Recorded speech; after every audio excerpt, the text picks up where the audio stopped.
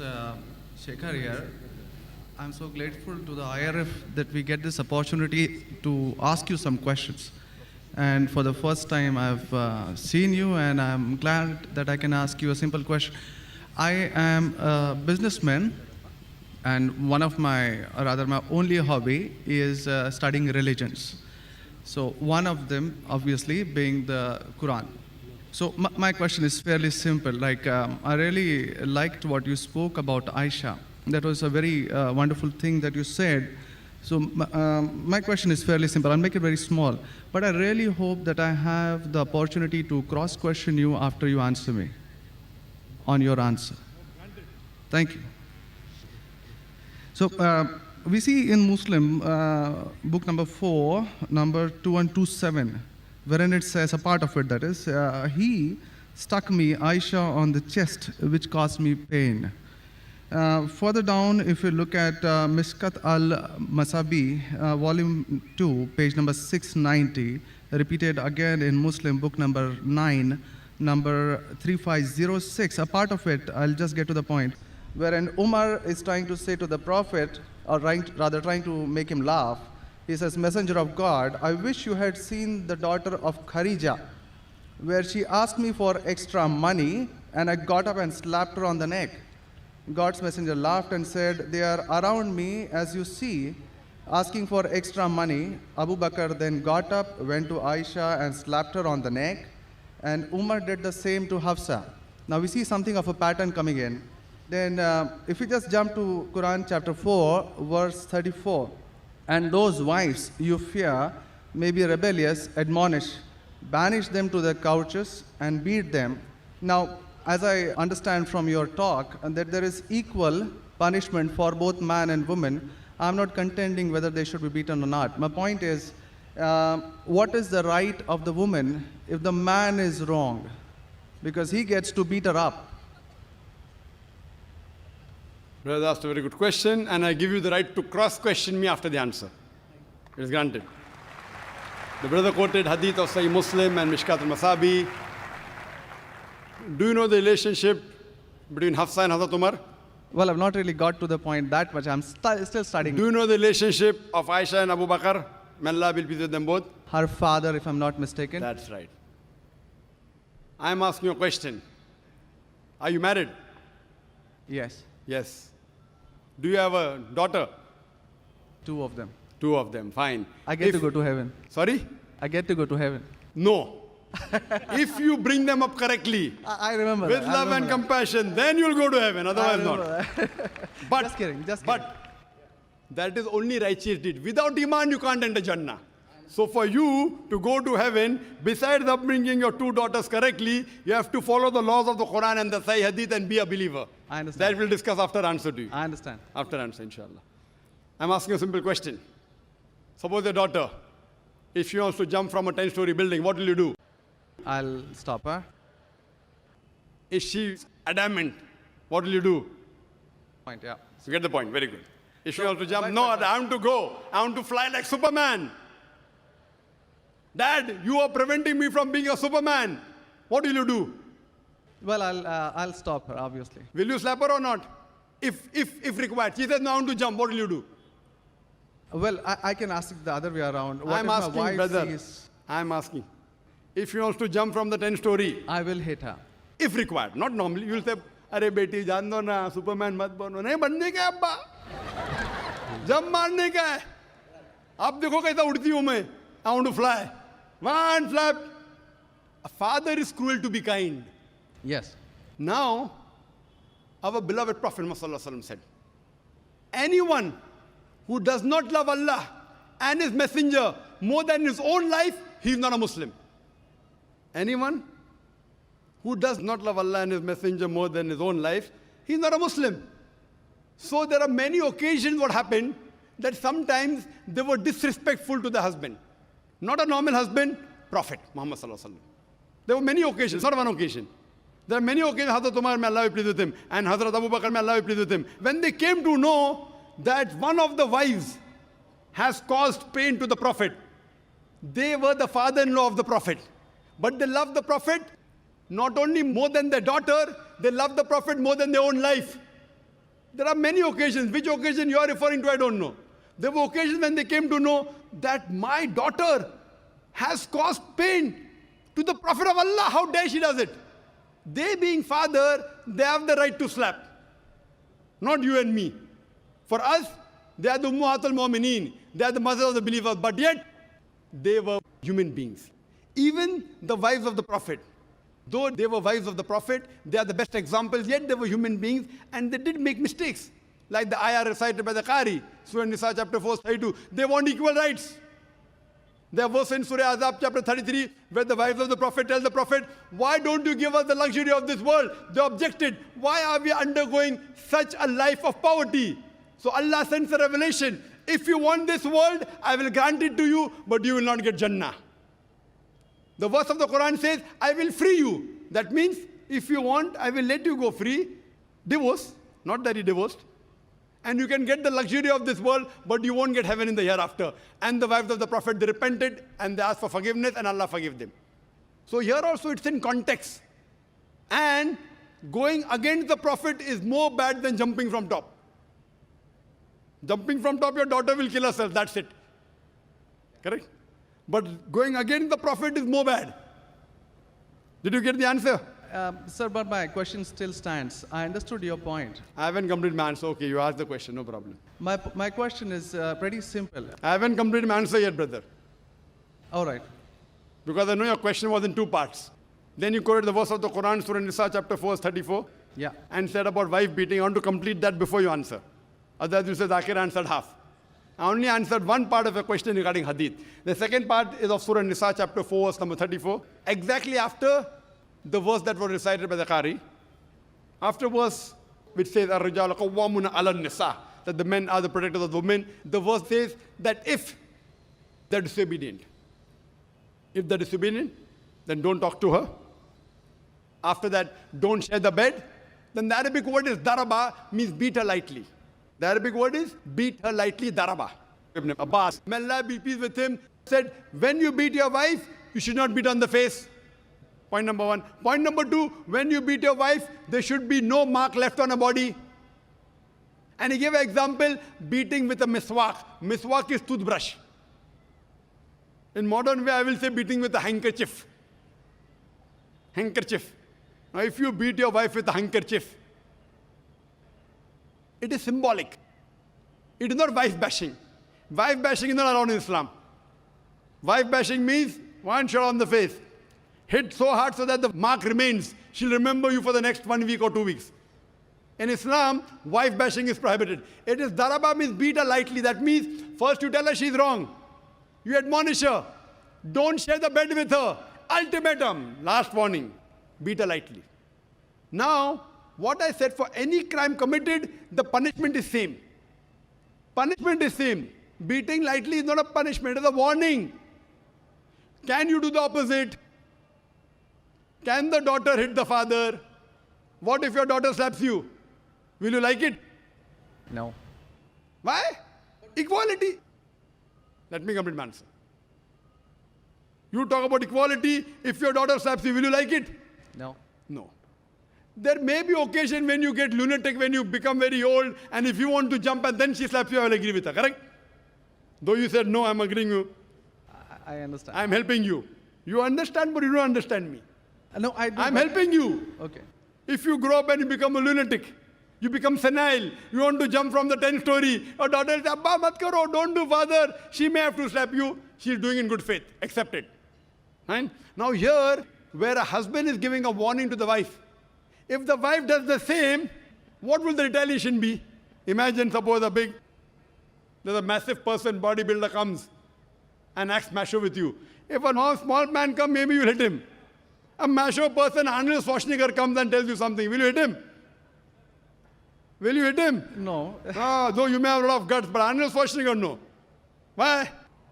Similarly, since Allah says in the previous verse, man has been given more strength than the woman. So a physical warning, a symbolic warning, a man can give to a woman can't give to a man. A woman can't. There are other things. There are other things she can do. Such as? Such as, for example, if she has to cook food in the house, It's the duty of the husband to get market. She can refuse to cook. If you don't get market, I will not cook. She can object. Very well. She can object saying, I will not cook. It's an objection on her part. If, for example, he's not offering salah is important, she can object nicely, with love and affection. My dear husband, please offer salah. Then she may get a little bit angry also, no problem. Getting angry with husband is not allowed, unless it's for the sake of Allah and His Rasul. But not physical. She can't get physical. If she gets physical, there will be retaliation. It will never work. Imagine your wife slapping you. Will you leave her? Fine, you may say, Jaan do. So, what do you realize? This is a symbolic beating. What the Western media has done, they portray as though it is wife bashing. Where is wife bashing? You know the hadith also. So, because of that, Islam is the best way of life. It shows you how to lead life with your wives also. Hope that answers the question. If you have any counter question, you're most welcome, brother. Yes, actually 2 points on that. Primarily, the first thing that you said is a daraba, which means basically tapping. And as I understand from the Hand's Word Dictionary, it comes from the word idrib. And now, if you look at it, the Arabic word is used in 2 ways. One, to strike up a poem, the word idrib, from which the word darwa is taken out. The first is to strike up a poem, and the second, which is used 12 times in the Quran, is a physical action of striking. Strike off? Strike up a poem, or strike up a poem. Strike up a poem, metaphorically.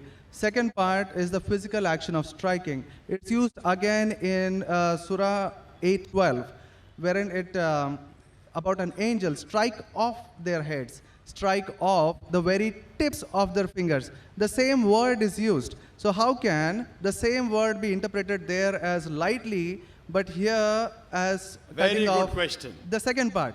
Very good question.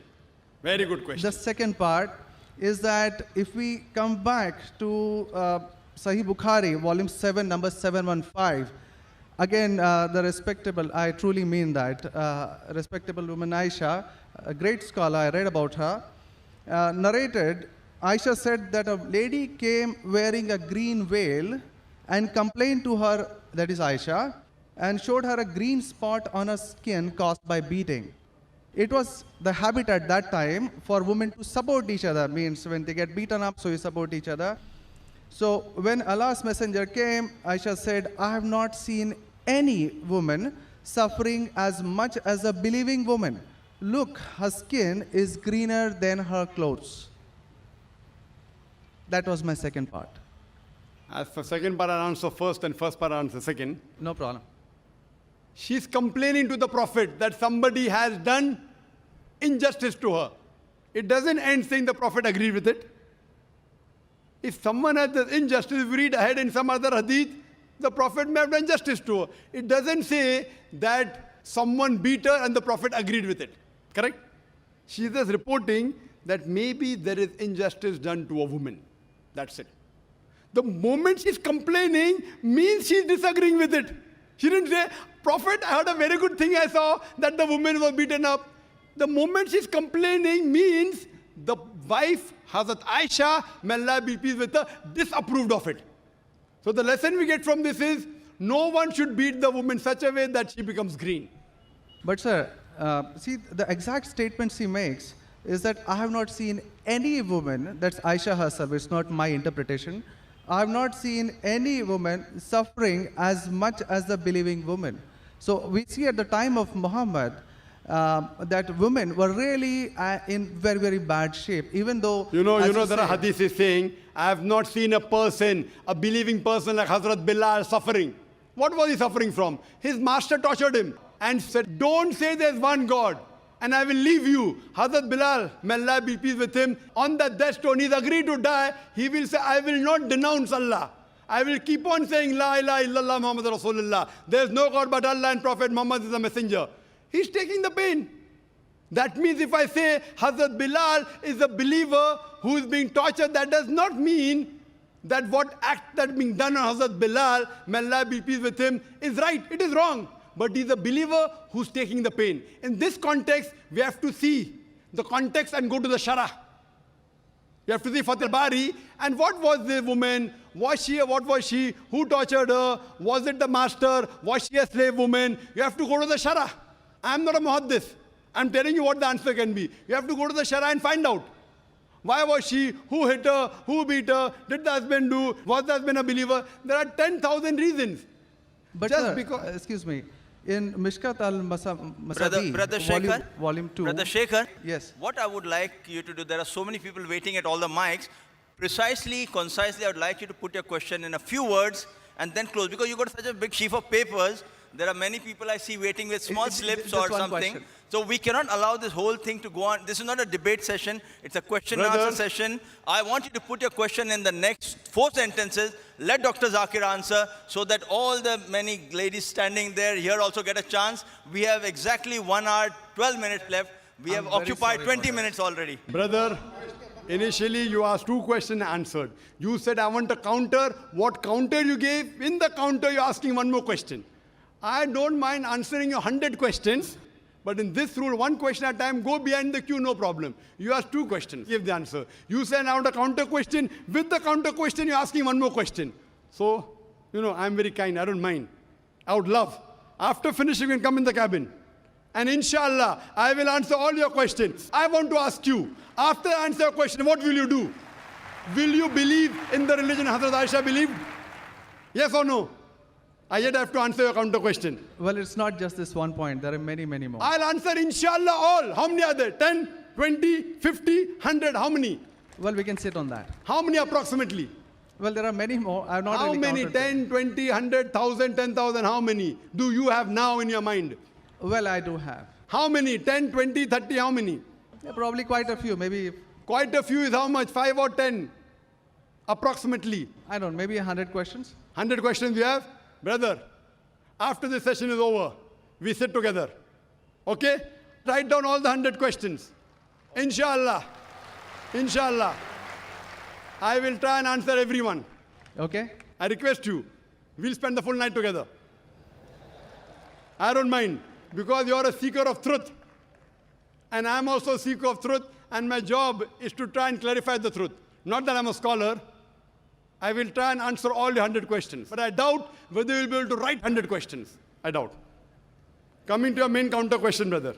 That will be basic counter question. Counter question of yours is that daraba has got 2 meanings. One is strike off the head. You ask me then, how do you come to know which is correct? Correct? Exactly. In the counter question, don't ask 1 more question. That means you're breaking the rule. Sir, I'm just refuting what you said. Not refuting. See, you asked a counter question. Counter question was of daraba has got meaning of striking. That is the counter question. In that counter question, you asked 1 more question. You can't ask 1 more question in a counter question. You can ask 1 counter question, but that was a fresh question that you asked. Now coming to your question of daraba. You said striking, I agree with you. How do you come to know one time it is lightly beating, one time it is striking of the head? The verse in the Quran is there in Surah Maryam, chapter 19, verse number 47. Mary, may Allah be pleased with her, she says, when Archangel Gabriel says that you shall have a son. So she says, how shall I have a son when no man has touched me? How shall I have a son when no man has touched me? Now if you go to the Lugha, your hands wear dictionary, all lanes, I believe you read my dictionaries, all this you can get on the internet. It's not difficult. You go on the internet and type, you'll get 100 questions against Islam. Not 100, you'll get 1,000. Very easy. Not that a person has done research. If you had done research, you'd have come to know who was whose father and who was whose husband and mother, everything. But you go on the internet, you get this very easy. Now, the Arabic word masa has got 2 meanings. Physical touch, it means sexual touch. So when Mary, may Allah be pleased with her, she says, how shall I have a son when no man has touched me?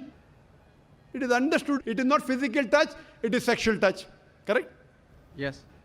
Similarly, there are several verses in the Quran. Now, when there are 2, 3 meanings, even both can be correct or one can be correct. To have more details, you go to the Hadith. Hadith is the commentary of the verse of the Quran. Correct? Maybe the same word has got 2 meanings. In that verse, it means meaning number 1. In the second verse, in meaning number 2. Hadith is the commentary. So when we go to the hadith of this Surah Nisa, chapter 4, verse 34, talking about daraba, there the Prophet said, do not beat on the face. Do not leave a mark. Beat like a toothbrush. I gave the answer, but you were so much concentrating on the notes you have that you forgot my answer. If you have heard my answer, that if there are 2-3 meanings, all meanings may not be right.